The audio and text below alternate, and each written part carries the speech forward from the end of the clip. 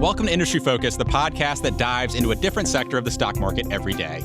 Today is Tuesday, August 6th, and we're breaking down the Virgin Galactic IPO. I'm your host, Nick Sciple, and today I'm joined via telephone by Motley Fool contributor Luis Sanchez. How's it going, Luis?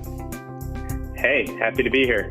Yeah, it's great to have you. You've been with the Fool since earlier in 2019. This is your first appearance on the podcast. For folks who might not have read any of your writing, and obviously nobody's heard you on the podcast, why don't you kind of introduce our listeners, kind of what's your background and how you came to the Fool? So yeah, Nick, I've been contributing to the Motley Fool since about February of this year. I have a very traditional finance background in that I went to school for finance, got my undergraduate degree in finance and accounting. I spent time working in investment banking at two of the largest banks, and I've also worked at hedge funds. When I'm not writing for the Motley Fool, I also work as a financial advisor, primarily working with individuals. And as far as investing, I'm most interested in corporate actions and long-term growth plays, which is what got me into researching the space industry. Yeah, and that's what we're going to talk about today. First off, you've talked about investing in corporate actions and those sorts of things. One of the, a type of corporate action touches this IPO we're going to talk about today, which is an IPO via a special purpose acquisition company, commonly shortened to a SPAC. For folks who aren't familiar with the SPAC IPO process, can you kind of give us a high-level overview of how it differs from a regular IPO and what investors should know about this process? SPACs are interesting. They're sort of like an IPO, but not really. They're actually what's known as a reverse merger, in that there's an already public blank check company, and it merges with a private company, which effectively takes it public. So in a more traditional IPO process, there's a more rigorous regulatory and audit process where the company that wants to go public puts together a prospectus. They submit it to the Securities and Exchange Commission, and the SEC will approve it or give them comment. And then investment bankers come in. They take a close look at the company that wants to go public, before they basically pitch the company to their investor base and determine what price the IPO should be priced at. On the other hand, a SPAC IPO can kind of circumvent this process. The regulatory oversight is much, much lighter, and there's no, what you would refer to as like a go big or go home moment where there's this big public IPO offering date. So just kind of given the lighter regulatory process, some people view the SPAC process as a little bit of a red flag, and there's definitely some evidence to show that quite a few SPACs haven't performed all that well. But the flip side to that is SPACs tend to go public at a discounted valuation to more traditional IPOs. And the other interesting thing is you don't really have to wait for the IPO to close. You can actually invest in a SPAC before any deal is announced at all, including the SPAC that we're going to be talking about today.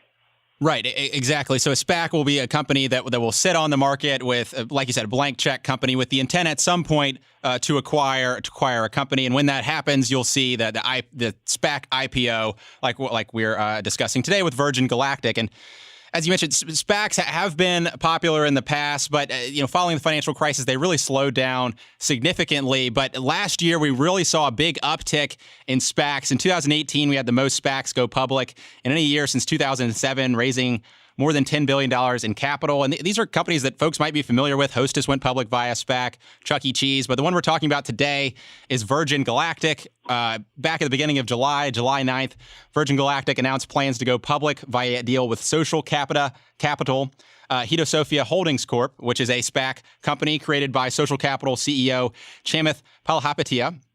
And as part of the deal, Social Capital will invest $800 million for a 49% stake in Virgin Galactic with an implied valuation of $1.5 billion. Obviously, as we mentioned, Virgin Galactic is a space company, but for folks who may not be as familiar with this company, can you give us kind of a high-level overview of what's the history of this business and what services do they provide to their customers? So Virgin Galactic was actually founded by Richard Branson, and it was founded back in 2004. And over the past 15 years or so, it's invested over $1 billion into making human spaceflight safe. So they're definitely oriented at trying to commercialize human space transport, but they also have a long-term aim at disrupting long-haul travel in general. So being point-to-point travel between two different locations.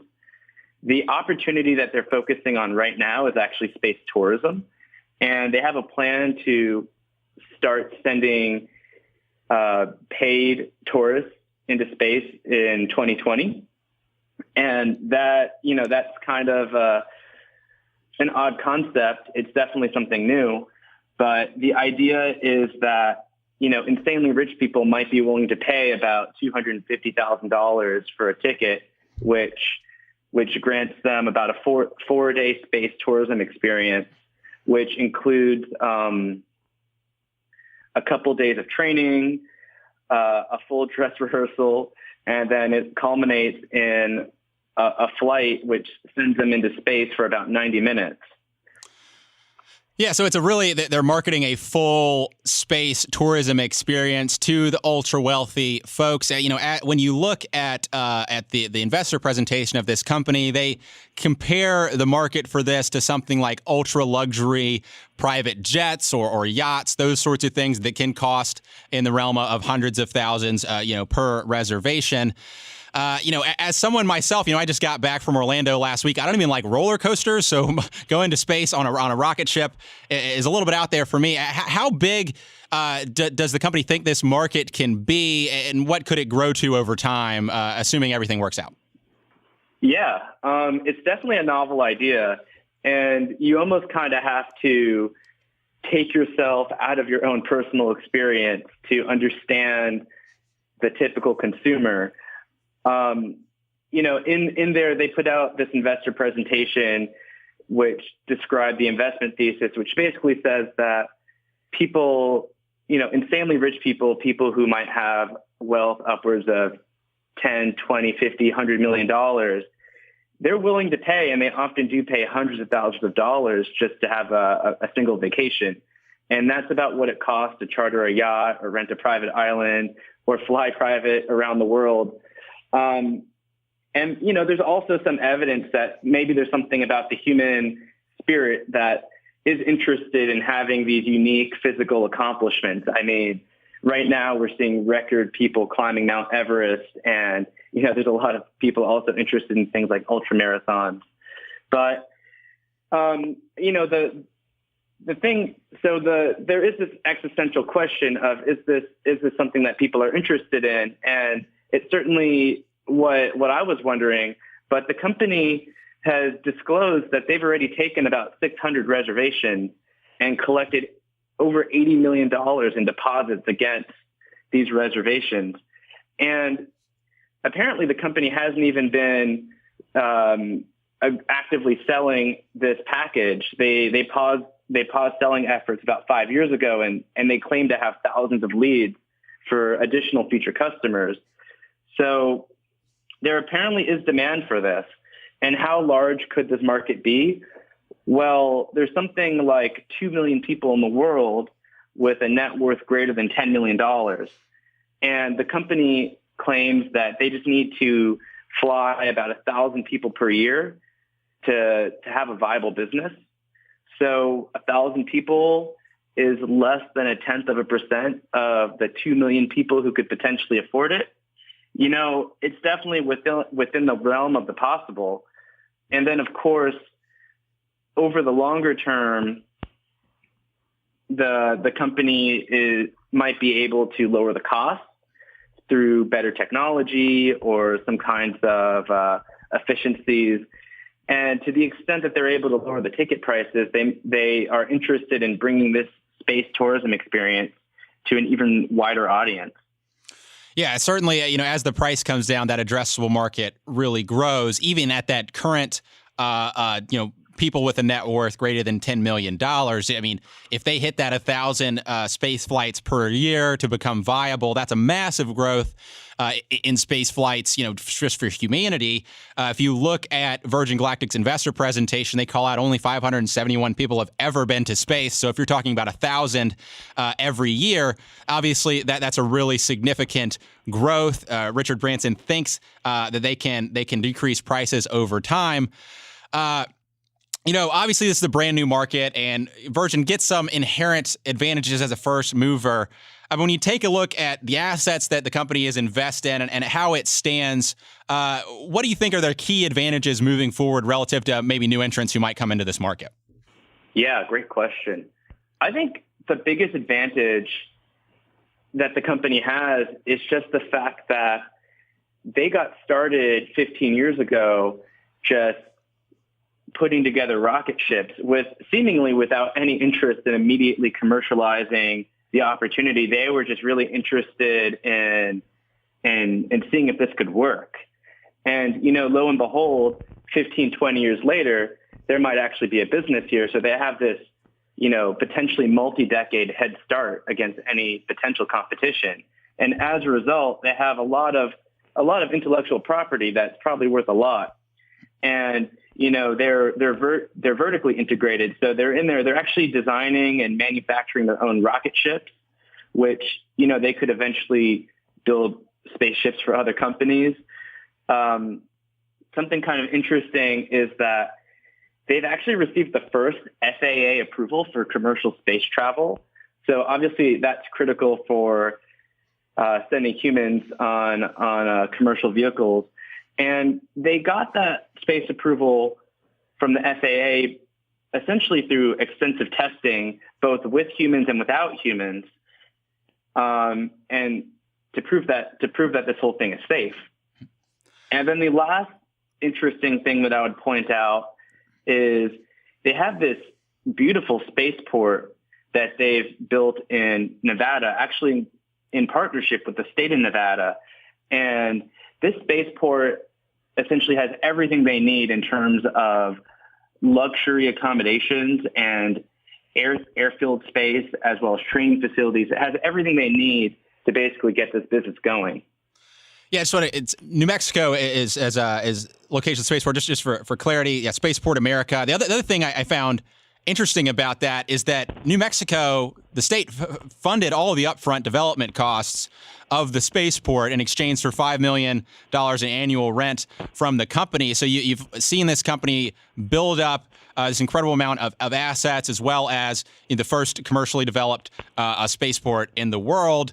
And the company still has zero debt. They've signed some deals that they think can continue to expand abroad. They signed a deal with Italy back in 2018, a deal with the UAE in March 2019. So there's some opportunities. They have these existing assets in the USA, as well as the opportunity to expand abroad when it comes to their spaceport facility. Another when you talk about safety and their development strategy versus some of the other rocket companies folks might be familiar with, SpaceX or Blue Origin, Jeff Bezos' company, Virgin uses a horizontal takeoff and landing approach. So it's you take off like a normal plane, towed by a mothership, and then the rocket will go from there. And they also land horizontally. So there's an argument to be made that there's a little bit of familiarity with folks to that process of air travel that maybe will add a comfortability folks don't enjoy otherwise. So when you take all these advantages, Luis, both the physical assets in New Mexico and abroad, as well as the IP they have for developing over 15 years, there is some clear advantages and a clear lead for this company. When you look at the financials of the company, though, do you see a clear path to profitability to leverage those advantages and then create shareholder value over the long term? So real quick, I think you actually touched on a really interesting point in regards to governments being willing to offer grants and subsidies to companies in the space industry. And that's actually something that you see across the board in the defense contracting industry as well. And as it relates to the company's potential financial outlook, governments actually are involved in subsidizing R&D, and it's actually quite materially helpful in reducing capital expenditures and can make a business like Virgin Galactic a lot more capital light than people would assume. In regards to the specific financial outlook, this is actually one of the things that I was most surprised by, which is Virgin Galactic articulates a very clear path to profitability within the next 3 or 4 years. And it kind of all starts with the fact that each plane carrying about 5 passengers can deliver a unit economic profit margin of about 65%. So if you think about that, each person is paying about $250,000 to get on the flight. Each flight can carry about 5 people. So you're looking at $1.3 million in revenue. And there's a couple $100,000 in there of fuel costs, lodging costs, insurance, et cetera. And at least on the per flight level, the company's projecting over $800,000 in net profit per flight. Now, of course, there's going to be corporate overhead. The company still has to pay for its staff, its marketing budget, to the extent that it has to pay for R&D. So it's going to need to have some scale as a company to hit profitability. And the company estimates that by 2023, I believe, they can be EBITDA profitable. And if they're able to hit something like 270 flights carrying 1,500 people or so. So then that it kind of comes down to the question of, if the company hits its financial targets, then, the stock could actually look pretty cheap. According to the company's targets, by 2023, this thing at the current valuation implied by the IPO deal, it might be trading for 5.5 times 2023 EBITDA, which really is pretty cheap for a company that isn't going to be facing a lot of competitive pressure. It's probably not going to be all that cyclical. But, obviously, we're talking about if that happens, and you're underwriting a lot of risk, because it doesn't take a rocket scientist to figure out that space travel is pretty complicated. Right. It's a really an addressable market question, I think, to me, is how many people are going to be willing to fly on this aircraft.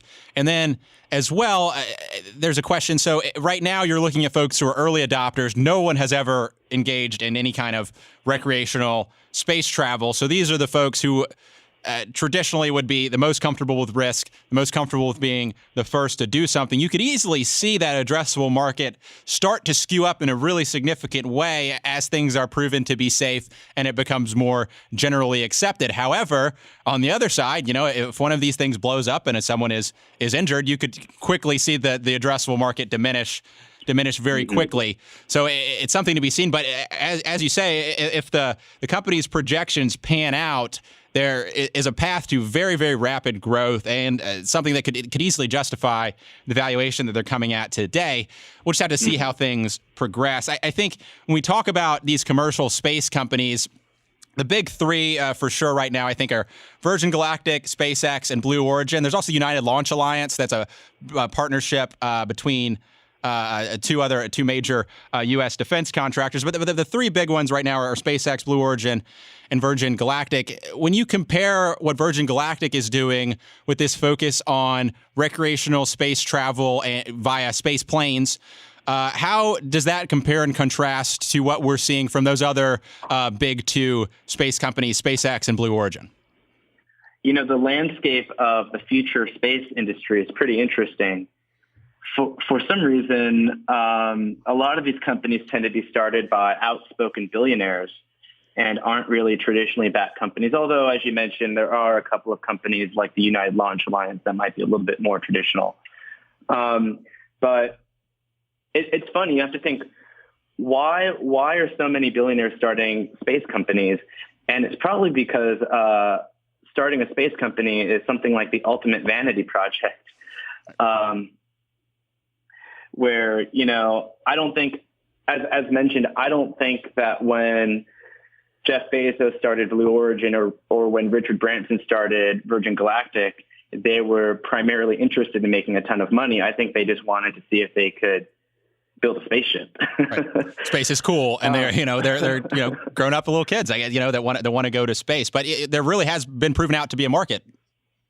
Yeah, absolutely. And I think when you're talking about the 800-pound gorilla in the room, I think you're really talking about SpaceX, which is the venture backed by Elon Musk. And I say that it's the 800-pound gorilla because it has the largest valuation by leaps and bounds. It was reported that it just did a private funding round implying a valuation over $30 billion. And, the company has secured a bunch of lucrative government and commercial contracts, mostly to launch satellites, but they've really done a good job with their PR. You may be familiar with some of the videos of them launching and landing their reusable rockets on platforms in the sea. And Elon Musk has a longer-term ambition of sending humans to Mars. But for now, he seems to be really focused on the commercial opportunity to use heavy lift rockets to send satellites into orbit. And there's definitely a lot of demand for that. Next, I think Blue Origin is also pretty interesting. Blue Origin is the company backed by the Amazon founder and CEO Jeff Bezos. And Blue Origin's kind of taken this middle path somewhere between Virgin Galactic and SpaceX in that it's simultaneously working on space tourism and commercial launches for satellites. Although maybe because it's trying to accomplish a little bit more, I'd argue that it's a little bit behind its rivals in the sense that, Virgin Galactic, as we mentioned, is getting ready to commercialize space tourism by 2020, whereas Blue Origin, they have something in development, but it hasn't been tested with humans yet. It certainly doesn't have FAA commercial space license, and it hasn't even started selling reservations or tickets. So that's kind of TBD. On the other hand, Blue Origin also has a different class of rockets that it's developed for sending satellites into space. And, that business hasn't really started collecting revenue yet either, although it has signed some pretty lucrative deals for the future. So, I would say that Blue Origin really isn't in any particular kind of hurry. It's definitely well-backed. Jeff Bezos has been selling about $1 billion of Amazon stock every year to fund the venture. And it's hard to argue that Blue Origin hasn't made incredible progress just given, the technology that it's developed so far. Yeah. Yeah. And so if you look at Virgin Galactic as compared to Blue Origin and SpaceX, Virgin Galactic is much more of a pure play on the recreational space travel industry versus the other two.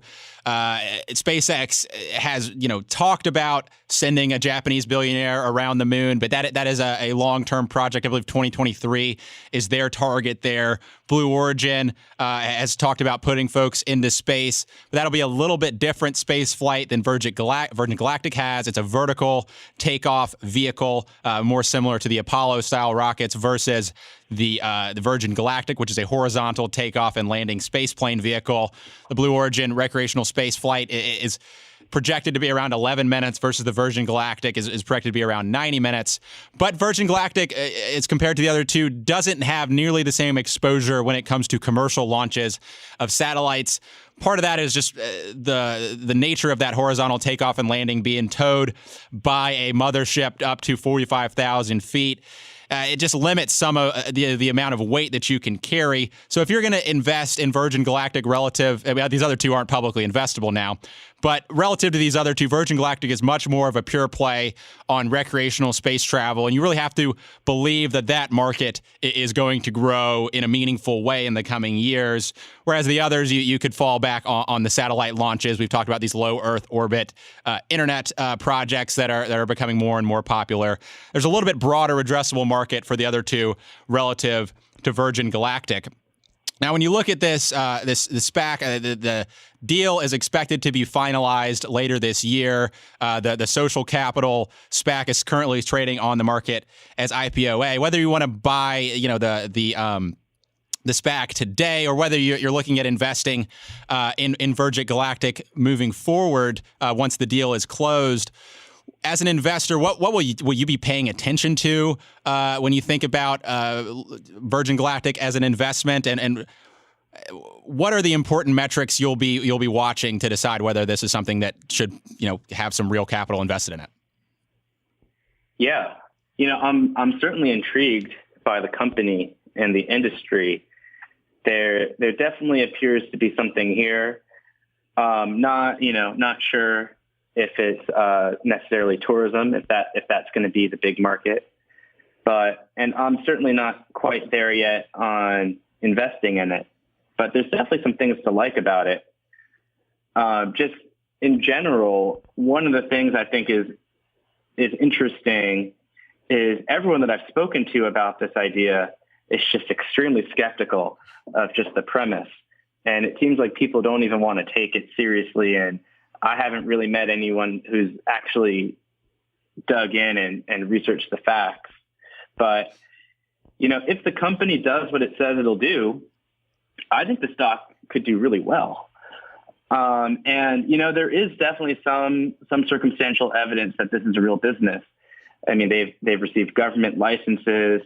They do have a backlog. They've had some good PR. But, certainly there's a lot of things that need to go right for this to work as an investment. Some of the things that I'll be watching are, right now the company has been a little vague about when its first commercial flights are going to take place. They've alluded to a start sometime in the first half of 2020.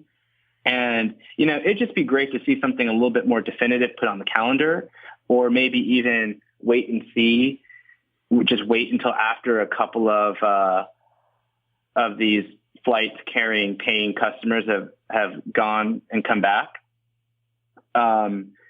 Just as a proof point, there's definitely a risk here that because it's such a new idea, it's such a complicated industry, it took 15 years just to put together the technology, that there could be delays. Things could get pushed back due to technical issues or other kinds of issues that are hard to foresee. And, this investment becomes less appealing if the timeline is shifted back a few years. Another thing that I think is really important to pay attention to is the backlog, to the extent that the company continues to report it. I think the backlog is going to be the best indicator of long-term demand for this kind of thing. And it was really helpful for us to see that the company has disclosed that there's already 600 reservations and 80 million in deposits. Will more people be interested in space tourism? Who knows? But the backlog is probably going to be your best indicator. The last thing that I'd probably pay attention to is the average ticket prices. And the reason I say that is because the company indicated that some of its initial reservations actually came in at a discount. And, perhaps it's because of selling to early adopters, or who knows exactly why. But the bottom line is just that the economics of this business are going to be tough to justify if Virgin Galactic can't maintain its pricing. And there could be, if demand is just a little bit softer than they're advertising right now, it wouldn't be crazy to see them discounting the price, which also would make the investment a lot less appealing. Yeah, I think the recurring theme from all of those there is how big is demand going to be, and when can they start delivering the product? So when you look at the backlog, if you start to see that backlog start to slide down, that could be evidence of, hey, there's a small group of people who are super interested in this, but it's just that. It's a small group of people. Likewise, if you see average ticket prices start to fall, the folks in that higher end market, there's fewer of those who are willing to pay that price. So we'll just have to see how big the market is going to be and how big that demand is going to be. If the numbers that management has put out there prove to be true, then demand is robust enough to support this business and to justify a valuation that continues up over time. As you mentioned, I too would like to see a couple of these flights take place and land safely before I'd want to really consider investing in the company. Like I said earlier, if there's some sort of accident, you could really see how that shrinks the addressable market. But if you have several safe space flights take place, you could really see folks get excited about engaging in space tourism, and even more demand swoop in. So I think those early days are going to be very important. Any last thoughts, Luis, before we send it home? Yeah, I mean, just on that final note, I think that one thing that this crop of space companies, and not just Virgin Galactic, have in common is that they seem to be very masterful when it comes to PR. So to the extent that they are successful in sending a few missions to space, I could definitely see them drumming up excitement in terms of PR. And, that could also have an impact on the stock price and how people perceive the company. Yeah, it will be something to follow for sure. Something very exciting. I mean, a market that has not existed. Like we said before, there have only been 571 people who have ever gone to space, and this company is projecting to do over 1,000 each year. So really exciting opportunity. We'll continue to follow it. And Luis, hope to have you on again soon. Thanks so much. Great. Thank you, Nick. As always, people on the program may own companies discussed on the show, and the Motley Fool may have formal recommendations for or against the stocks discussed, so don't buy or sell anything based solely on what you hear. Thanks to Austin Morgan for his work behind the glass. For Luis Sanchez, I'm Nick Sciple. Thanks for listening, and Fool on.